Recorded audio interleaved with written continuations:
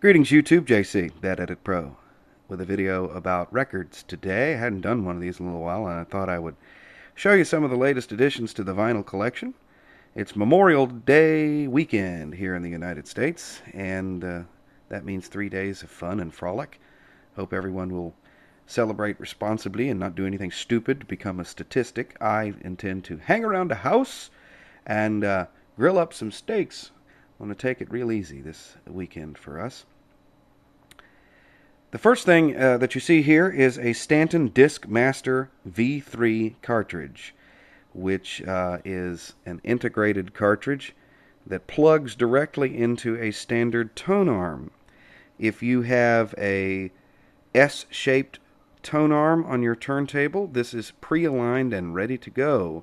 There's no alignment necessary. You just pop it on and set the weight and start playing it. These are used in clubs a lot, and DJs like them, and you might even find them in some radio stations.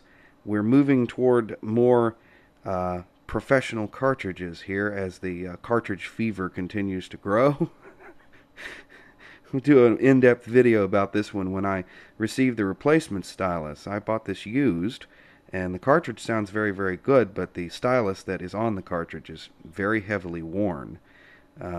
So I am waiting for a replacement to arrive, and once I get a chance to really listen to it, we'll talk about this cartridge more in depth. And you've seen Billy Joel's The Stranger before, switch out of macro, but I wanted to illustrate a point with it here. Here's The Stranger by Billy Joel from 1977. 52nd Street from 1978. Skip a couple of albums. We'll skip Glass Houses and Songs in the Attic to come up to 1982. And there you have The Nylon Curtain. And then there is An Innocent Man from 1983. And finally, in the Billy Joel vinyl collection, we have The Bridge from 1986. And this was the last album that Billy Joel recorded with Phil Ramone as the producer. He put out 2 more pop albums after this, not including the live album that came out after this called Concert. It was recorded in Russia, and both of those albums were with different producers. Johnny Cash, 16 Greatest Hits. This is a brand new record that I just got the other day. My wife picked it up at Best Buy in Newport News, Virginia.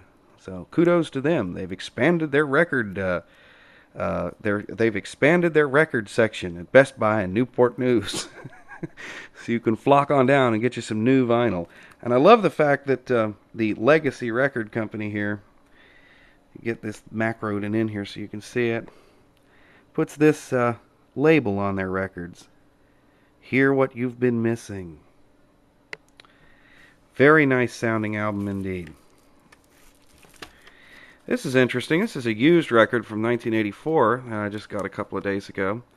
And it's called Gold and Platinum. It was manufactured by Columbia House. And as you can see, it is a compilation album with people like Billy Joel and Michael Jackson and Paul McCartney and the Police there. And this particular album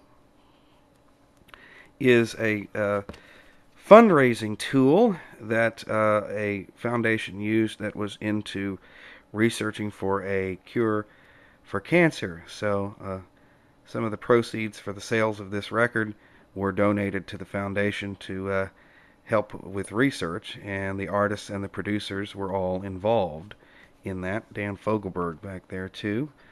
And one of the more interesting cuts on here is Nina 99 Luftballons, the original German language version of that record.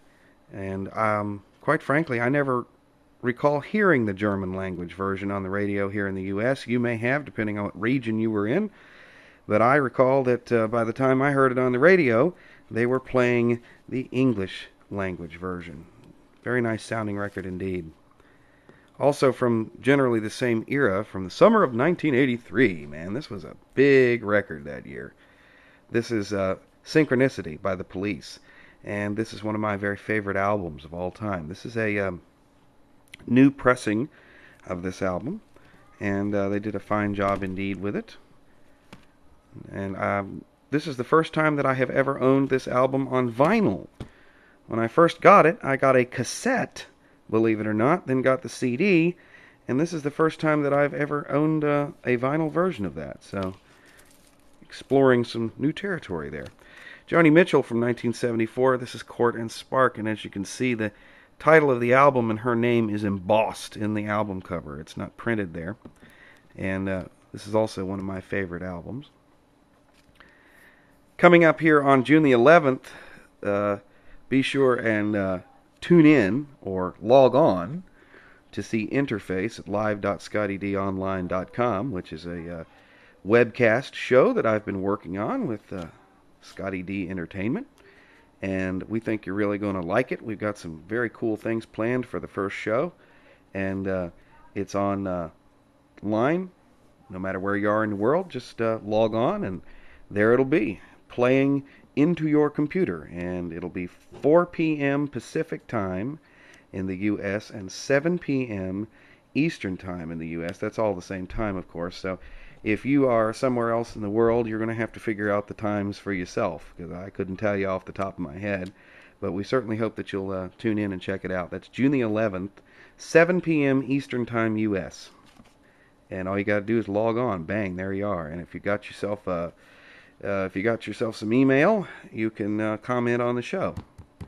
And it's going to be very cool. So everybody have a very happy and safe Memorial Day weekend. JC, Bad Edit Pro, waving bye-bye.